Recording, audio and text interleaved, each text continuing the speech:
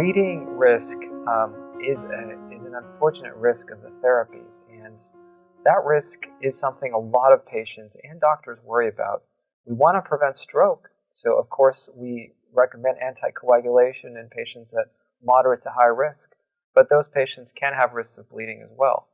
So we've learned a couple of things in the last decade about bleeding. One is if you take your medicines as prescribed, and if they're at the appropriate dose, the bleeding risk can be really, really low. We also know from recent trials that when warfarin is not well managed, or when patients are on some of the newer agents, the bleeding risk is actually much lower than the old historical data that we've been quoting patients now that date 20 or more years. So that's also good.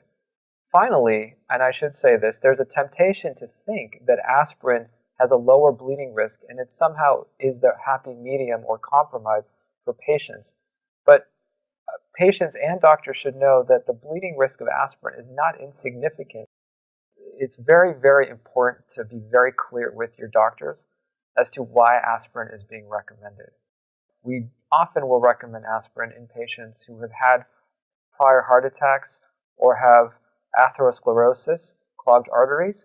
And in some cases, we will recommend aspirin in patients who are very high risk for a heart attack, even if they've not had one. But you have to be very clear as to why you're on it. Having aspirin being prescribed for atrial fibrillation is a completely separate rationale or indication, and what you want to do is not mix those up.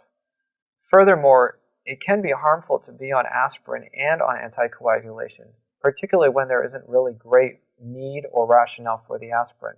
So you want to have that conversation with your clinician, explain why you need one or both. If you will need anticoagulation, that there be a compelling reason to stay on aspirin, otherwise it should be stopped.